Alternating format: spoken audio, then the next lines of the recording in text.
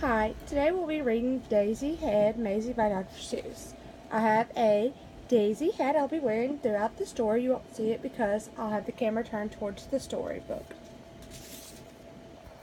Alrighty, let's get started. Daisy Head and Mayzie by Dr. Seuss.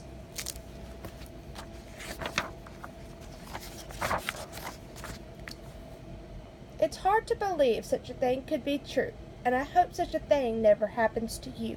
But it happened, they say, to poor Mayzie McGrew, and it happened like this.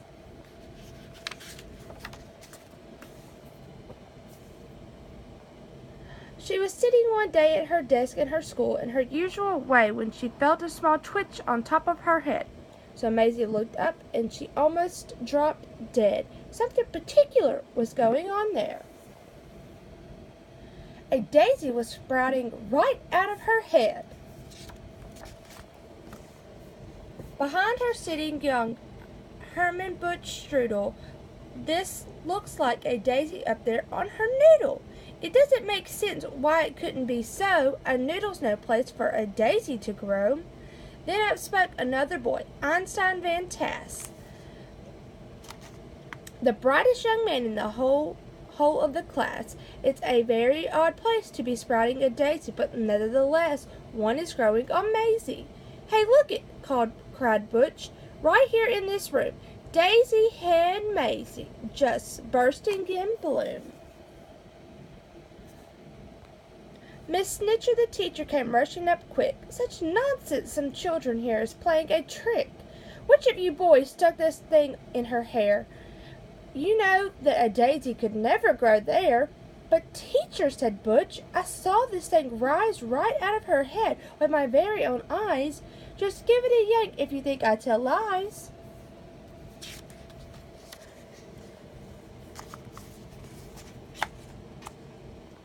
Miss Snitcher had quite enough of this talk. Mayzie, hold still. Let me get at that stalk. Ouch! Hollered Mayzie. Quit yanking, Butch said. You'd give her pains. I bet those roots go way down in her brains. The kids in the class started shouting like crazy. Daisy Head, Daisy Head, Daisy Head Mayzie. Children, be quiet. Good grief and alas.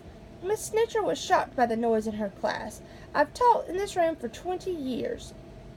Maybe more, but I've never seen anything like this before. I'll have to report. You'll just have to come to the principal's office and show Mr. Grum. Now the principal, good Mr. Gregory Grum, was a very wise man, just as smart as they come. He knew more than anyone else in the nation about long division and multiplication. He knew all the answers, why oceans are deep, why skies are so high, and why mountains are steep. He should have the answer to the thing on Mayzie. My words, he declared. It's a genuine daisy. I've seen them quite often in the fields growing wild, but I've never before on the head of a child. Now, what in the world ever made this thing sprout? I have no idea, but I'm going to find out.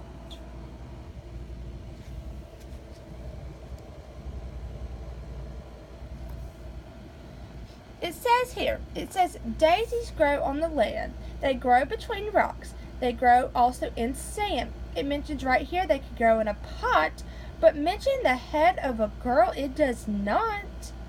Daisies, it says, sometimes grow in Alaska, also Missouri, Rhode Island, Nebraska.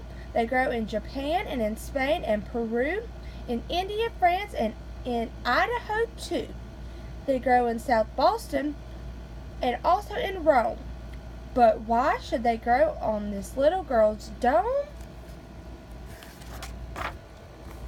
Say, look it, says Mayzie. It's wilting, it's drooping. How wonderful, Mayzie. It'll be dead soon. You'll be rid of the daisy. In just a few minutes our troubles will pass, declared Mr. Grum. Take her back to class. Then the principal saw a most terrible sight. The daisy was dying, and that was all right. But that daisy was part of Mayzie McGrew. and the Mayzie was starting to wilt away too. "Teacher," said Grum, "you know what I think? They're both going to die. Hurry, bring them a drink." "That Daisy, the girl's the worst problem in town. You take her away and make her lie down. You lock her up tight in the room down the hall. There are quite a few numbers I've got to call. Get Maisie's parents on the end of the line. I need them here quick while there is still time." On the phone, Maisie's mom asked, "What's all the fuss?" Then, "Goodness, to Betsy, I'll catch the next bus." A call to the shoe store reached Mr. McGrew. He answered while holding a customer's shoe. "Yes, this is—" "Oh, no, I must go. I really must go." "A doctor should see her," the principal said, "and an expert on plants like the one on her head. So he called Dr. Ansbart, who said, 'What a trick! My stethoscope's pat. I'll be there in a tick.' 'Wait, Doc,' and said his patient, 'I'll come along too. My brother's a vet, and he knows the McGrews.' When he heard Finch the florist grabbed his shears, 'I'll be there just as soon as my truck can shift gears.'"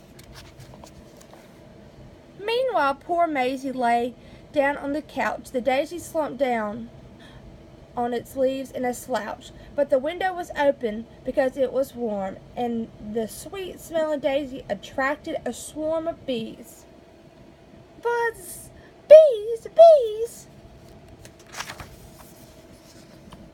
The faster she ran, the faster they grew. So Mayzie kept running. What else could she do? She attempted to hide behind Officer Thatcher, who cupped up his hat like a bumblebee catcher. The bees took his hat. Thatcher said, "I'm no fool," and ran after Mayzie back to the school. Principal Grum didn't know what to do. "It's worse," called Mrs. Snitcher. "Most worse than we feared. The Daisy and Mayzie have both disappeared." Behind her came Mr. McGrew, chased by the customer chasing his shoe. Finch the florist, Dr. Ansbart too, Dr. Ansbart's patient, and Mrs. McGrew.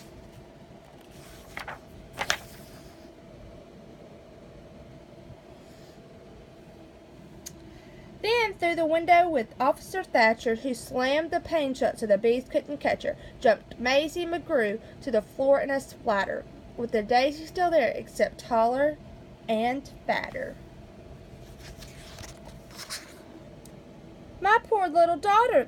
The daisy! It's true? I'm going to faint," cried Mrs. McGrew.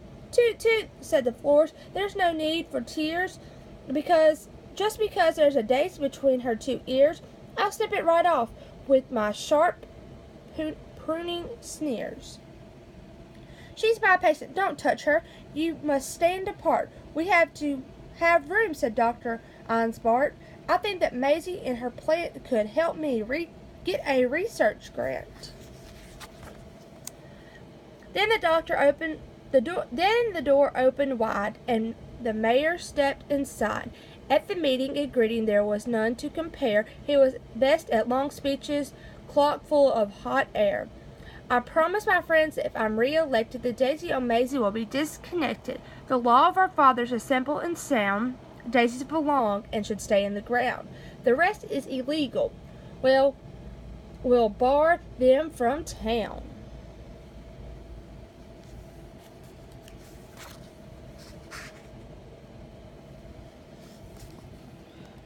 From the back came a voice, something loud, something slick, of a wheeler and dealer who knew every trick. "I'm Finklin, the agent. You heard of me, I'm sure. I represent young What's-His-Name and others now on tour.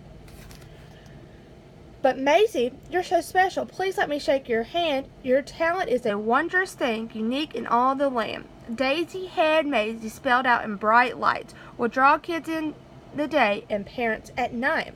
Daisy Head Mayzie, you're quite an act. Just stick with me, kid, and sign the contract." Your flower needs to sign too. Her mother mother said, "Mayzie, don't be a fool," and the principal begged her not to leave the school. But Mayzie didn't stop to blink. She signed her name in thick proof ink, and the daisy signed too. Do you think Mayzie should have signed the contract? Why do you think that? Daisy's head fever was gripping the nation. It was quick becoming a worldwide sensation. Daisy had burgers and Daisy had drinks. Daisy had stockings and Daisy had sings. Daisy had buttons and Daisy had bows. Mayzie was famous, the star of her shows.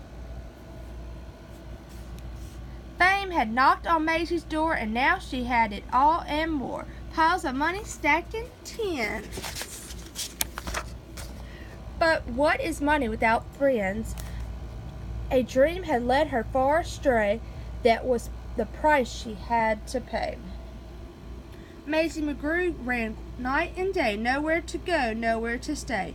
She was sure that everyone must have written her off in total disgust over and over again in her head. These are the words that poor Mayzie said. "I can never go home. Nobody loves me. Nobody loves me. Nobody loves me." Nobody loved her, poor Mayzie McGrew. It's hard to believe such a thing could be true, and maybe that's why then the daisy above, when Mayzie below, began talking of love. Well, you know about daisies. When love is in doubt, the job of a daisy is try and find out. They love her not. They love her not. Don't worry, Mayzie, they love you. They love me. Well, that's how it happened. The thing went away, and Mayzie McGrew is quite happy today, back at her studies and doing just great in all her subjects in room number 8. And concerning that daisy, you know that it never grew on top of her head again. Ever. Well, it practically never popped up there again, except occasionally, just now and then. Ting!